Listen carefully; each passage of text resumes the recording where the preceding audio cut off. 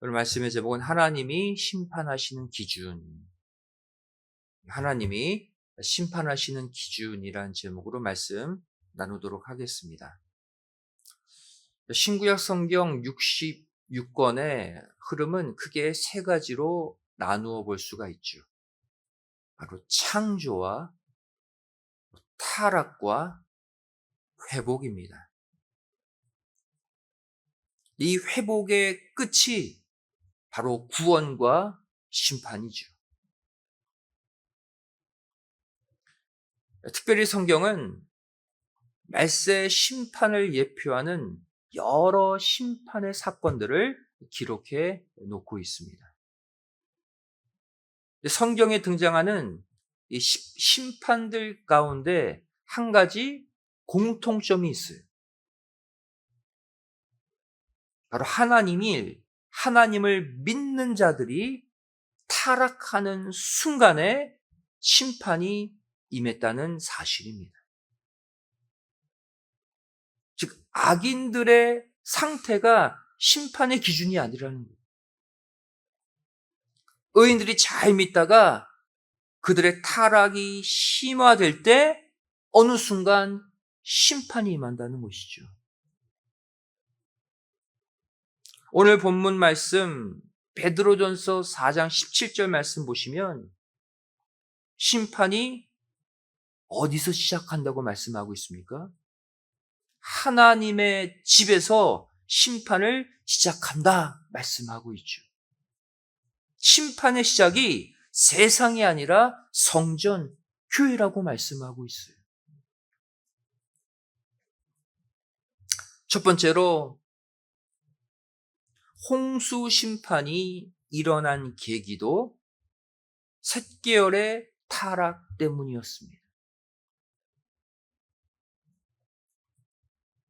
창세기 6장 1절부터 3절의 말씀을 보시면 사람이 땅 위에 번성하기 시작할 때에 그들에게서 딸들이 나니 하나님의 아들들이 사람의 딸들의 아름다움을 보고 자기들의 좋아하는 모든 자로 아내를 삼는지라.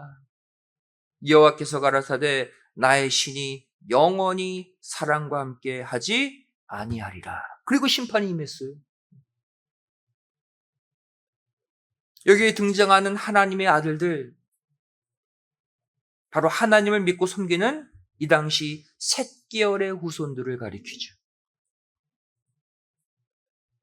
또 사람의 딸들, 하나님을 무시하는 가인 계열의 후손들을 말합니다. 홍수 심판의 계기가 된 사건이 뭐라는 것입니까? 악인들은 본래 악해요. 바로 믿는 자, 셋계열의 믿는 자가 믿음 없는 자들과 교제하고 사귐을 갖는 행태가 홍수 심판의 계기가 되었다는 사실입니다. 믿는 자들의 타락. 오늘날도 마찬가지예요. 성도 가정의 이 결혼 문제를 통해서 하나님과 사단과의 줄다리기는 지금도 계속되고 있습니다. 성경을 보면요, 믿지 않는 자와의 결혼이 구속 역사에 큰 걸림돌이 된 것을 곳곳에서 발견할 수 있어요. 한 가정을 무너뜨리는 사단의 방법이 뭐냐? 불신자와의 결혼이에요. 첫 번째로 아브라함의 육신의 자녀 이스마엘은요, 애굽 땅의 여자를 아내로 취했습니다. 그리고 하나님께로부터 버림받은 거예요. 창세기 21장 21절 말씀 보시면 그가 이스마엘이죠. 바란 광야에 거할 때에 그 어미가 그를 위하여 애굽 땅 여인을 취하여 아내를 삼게 하였더라. 누가 애굽 여인을 줬어요? 그 어미, 바로 애굽 여인 하갈입니다. 무엇을 보여줍니까? 믿음 없는 부모가 결국 자녀에게 믿음 없는 결혼을 시킨다는 거예요. 두 번째로 이삭의 육신적 장자에서도 하나님이 싫어하시는 가나안 여인과 결혼했습니다. 그리고 하나님의 외면을 받은 거예요. 창세기 26장 34절, 35절 말씀 보시면 에서가 40세에 헷족 속 부에리의 딸 유딧과 헷족 속 엘론의 딸 바스맛을 아내로 취하였더니 그들이 이삭과 리브가의 마음에 근심이 되었더라. 헷족 속, 가나안 족속 말하는 거 아닙니까? 이처럼 믿음의 부모라 할지라도 자녀를 불신자와 결혼시키면 결국 믿는 부모의 마음에 근심거리가 생기게 된다. 말씀하고 있는 거예요. 세 번째로 이번에는 유다죠. 유다는 메시아를 탄생시켜야 하는 장자의 귀중한 위치에 있었음에도 불구하고 육신적인 정욕에 이끌려서 그 또한 가나안 여자를 취해 아내를 삼았습니다. 창세기 38장 2절 말씀이죠. 유다가 거기서 가나안 사람 수아라 하는 자의 딸을 보고 그를 취하여 동침했다. 가나안 여자를 취했어요.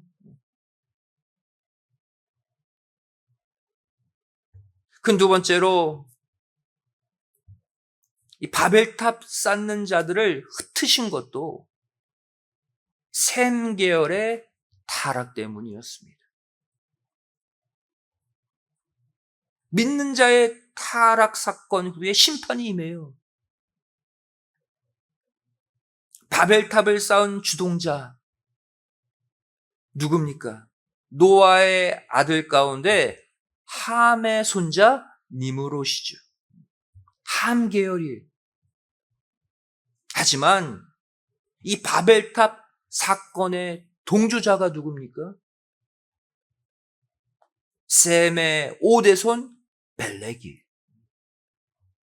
믿는 자가 불신자에게 결탁된 거예요. 창세기 10장 25절 말씀 보시면 에벨은 두 아들을 낳고 하나의 이름을 벨렉이라 하였으니 그때 세상이 나뉘었으며.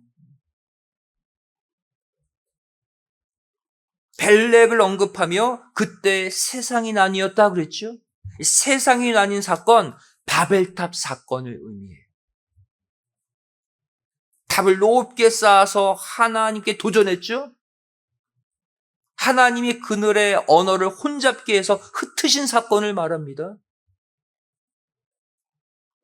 근데 벨렉이라는 이름 끝에 바벨탑 사건을 묶어서 표현했다.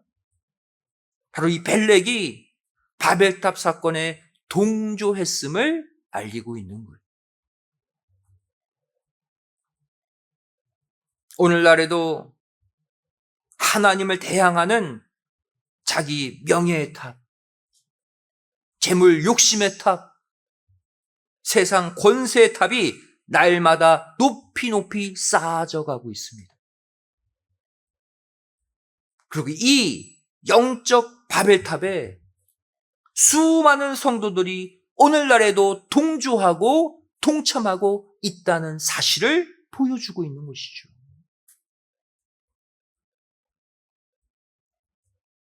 그 세 번째로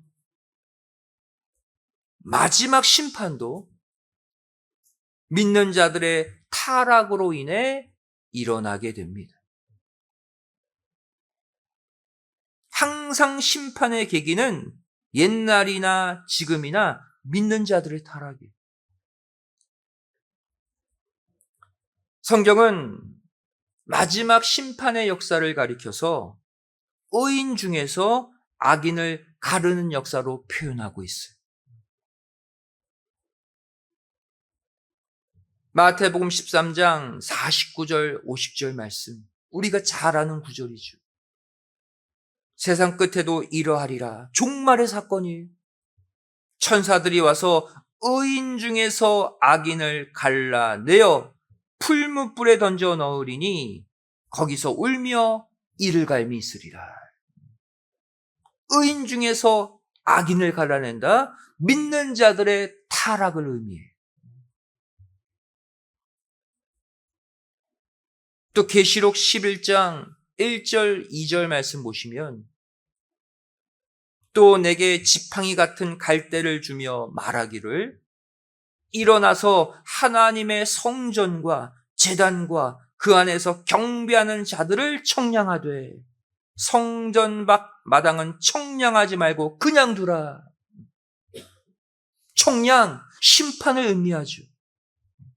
마지막 때 심판의 대상은 성전 밖 사람들이 아니라 성전 안에 있는 성도들이래요. 성전 밖에 있는 악인들은 청량할 필요 없이 그냥 지옥불이거든요. 다시 말해 오늘날에도 하나님을 믿는 성도들의 타락이 심화되면 그때가 바로 마지막 심판의 때라는 것입니다.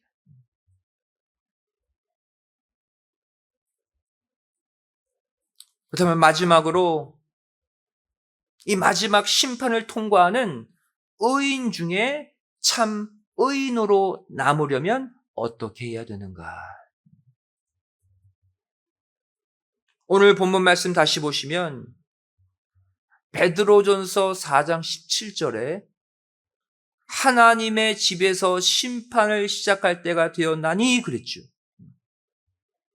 그리고 나서 베드로전서 4장 19절 말씀 보시면 그 심판을 피하는 존재들이 나와요.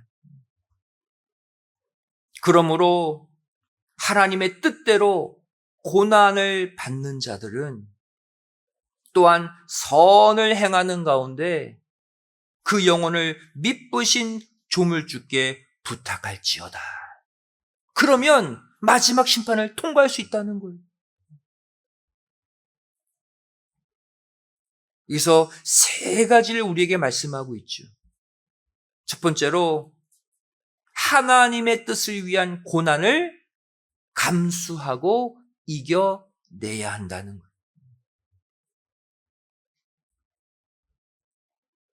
구속사 말씀 전파를 위해서 하늘 아버지 뜻을 위해서 쏟아붓는 물질, 시간, 에너지, 그 가운데 당하는 고난과 고통 모두 감당하고 이겨내라는 거예요. 두 번째 무엇입니까? 선을 행하기 위해 노력해야 한다는 것입니다. 이기적인 마음, 욕심 다 내려놓고 어렵고 힘든 사람들을 돕고 구원하기 위해 힘쓰래요. 그래야 마지막까지 믿음 지키고 의인 중에 의인으로 남는 거예요. 마지막 세 번째가 무엇입니까? 날마다 내 영혼을 하나님께 맡기는 기도를 해야 한다는 사실이에요.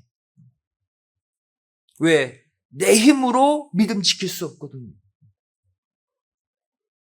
마지막 때 죄악의 홍수에 휩쓸리지 않도록 날마다 깨어서 내 영혼을 붙잡아 달라 기도해야 된대요.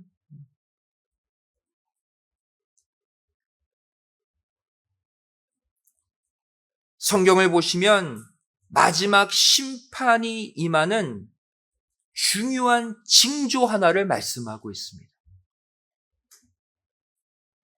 언제 마지막 심판이 이루어지는가? 이때가 되면 신앙의 회색지대가 사라지게 된대요.